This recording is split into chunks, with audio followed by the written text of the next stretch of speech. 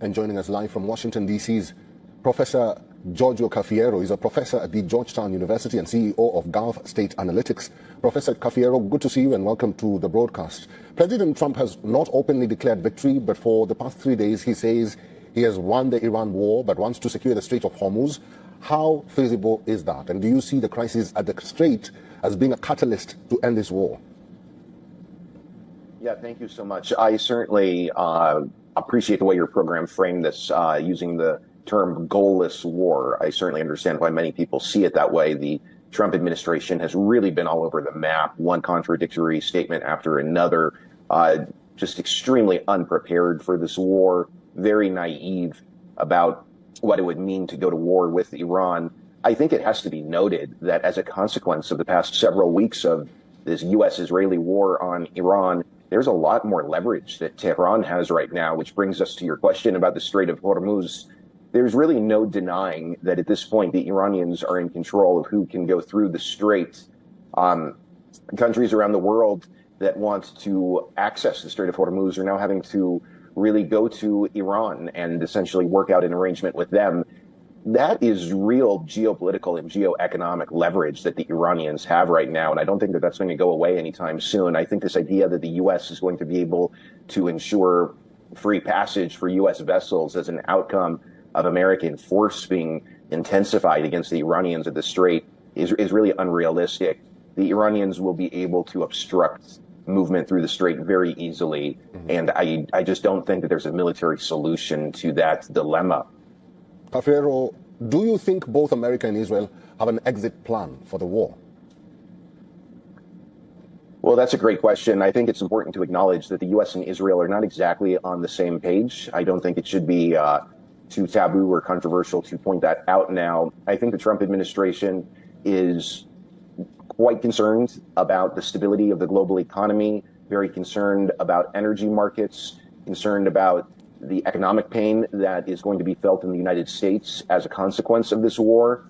Israel is a lot less concerned about all of that and much more focused on trying to foment as much chaos as possible inside Iran, trying to, if they're not able to completely collapse the Iranian regime, at least try to instigate internal conflicts inside Iran, try to fragment the country as much as possible. So I think Israel doesn't exactly want to think of an exit right now. I think Israel wants to see the United States stay in this fight for a long time.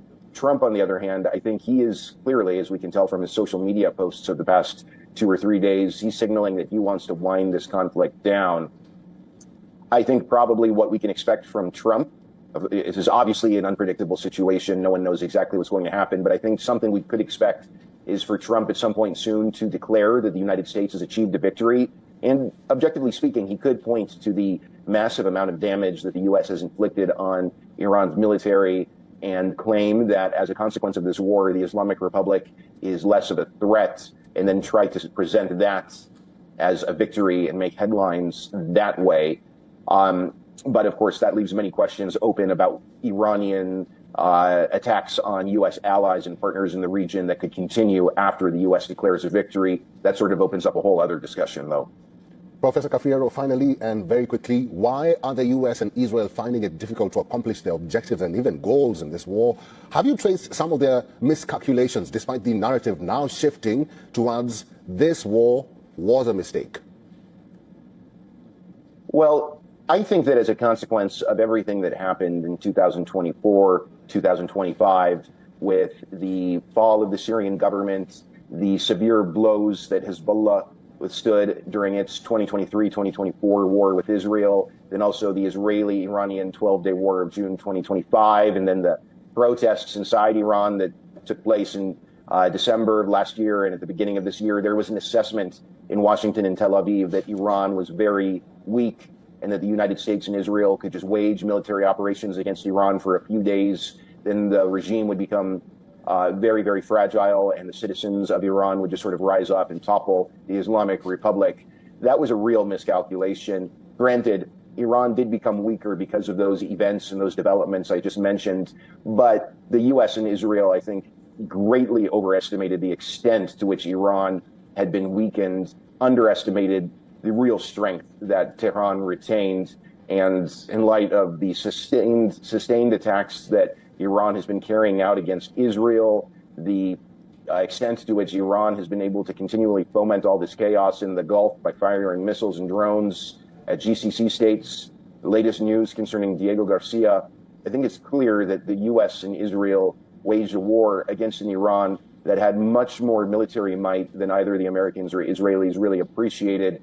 At the same time, I'll wrap this up by pointing out that I think there really has been a rallying around the homeland effect inside Iran.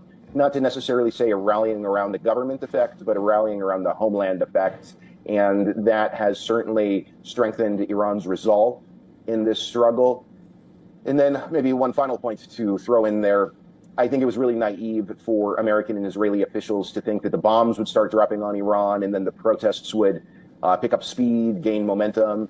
The fact of the matter is Iranians are just simply trying to stay alive. Going out in the street and protesting their government while bombs are dropping is not what they have elected to do. And like I said, I just think there was a huge misread on the part of the U.S. and Israel when it came to all of these factors in play. Professor Cafiero, it's good to see you. We'll have to end this discussion here. Thank you for talking to us today. Good to be with you. Thank you.